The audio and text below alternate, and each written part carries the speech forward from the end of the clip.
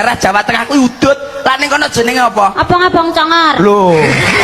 Gak basa to cangkeme wi. Apa ya ora panas ngono iki? Basa abang-abang congor iki lho. Lah makanya jenenge nggone yang udut. Abang-abang congor. Nek bapak kenyang kan senenge nek udut sing rokoke jingasu kae. Si Samsu. Walah bos mbok liyane iki to bos terus ndak kena. Iki gak kena digarap bocah iki. Iki rokok Ji Samsu dujeng asu. Nyapa iso jingasu iki lho. Ji Samsu rokoke. Alah lali aku. Ji Samsu. Kleru. Ji Samsu. Apa beda, Pak? Ya beda. Mungkin nek wong lanang. Kan loro telu papat.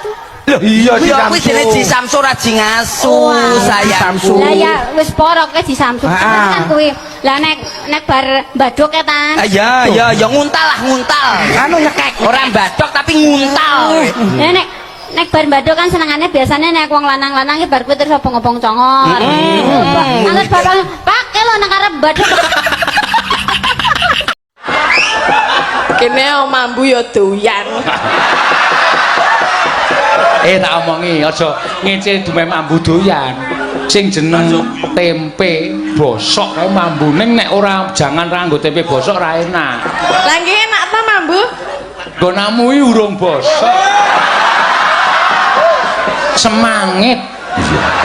Lah iya. Sing penting doyan rasa omong wae.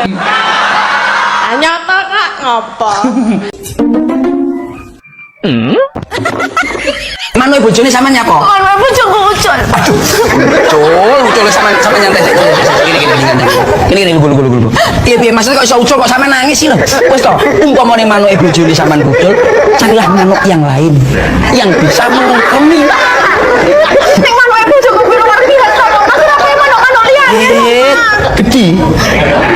Ora mati ta. Cilik Mas manuke bojoku. Wah, ya kuwi marek kuwi. Tapi Joko.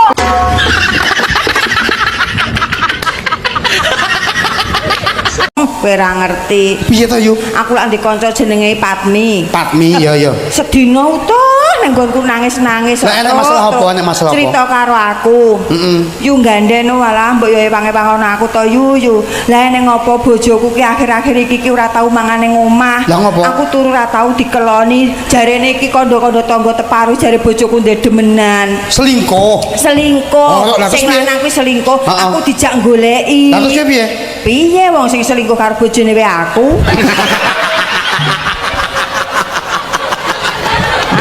Piye kuwi?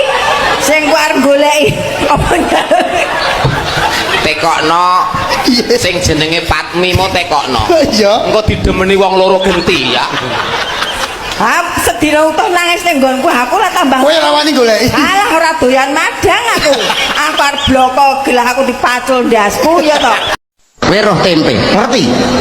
Tempe ning jero lontong jenenge apa? Arem-arem. Tempe ning jero lontong jenenge arem-arem. Lah nek lontong ning jero tempe. Eram-eram. Ora iso. Tempe ning jero lontong, tempe arem-arem. Nek lontong ning jero tempe, merem-merem. Nggak percaya ta we?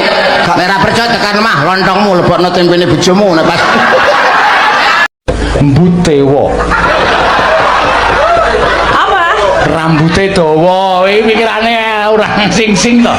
Lah nek muni mbut ngono kayane. Mbut mowo. Ayo mbutmu wa. Rambutmu dawa. Aku nek ana ya duwe. Litmu ning, kulitmu kuning. Jenengan? Apa aku? Limuceng. Nah, iki ketara banget kowe. Lah apa limuceng iki? Talimu kenceng. Tali apa ora ana sing tak taleni kok. Tapi nek njiret kuwi. Iki wae. Iki ora sandangan Jawa kok. Lah yang sepenting aku nyandakke tali lho. Iki soceng sondo. Lah iki lagi ya, Pak. Iso kenceng iso kendel.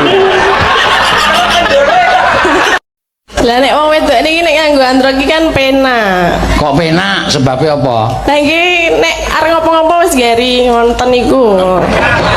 Ya iki. Jenengan kaya gatekke kula nggo androk iki apa?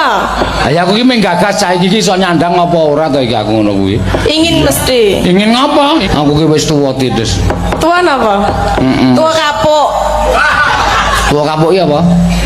Dhuwur mabluk, ngisor rezek nyamuk. Ora.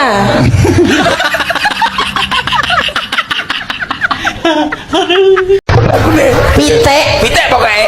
Pitik nek wedok kuwi lak mesti ngendok. Ngendok. Saiki tak tekoki, endok apa sing paling enak? Endok pitik kampung. Salah. Kayak jamu enak. Salah. Goren. Salah. Pitik ireng. Salah. Pitik putih. Salah. Endok apa, Pak? Endok sing paling enak. Nah, endok apa, Pak? Endok dikukur isuk-isuk bawa enak.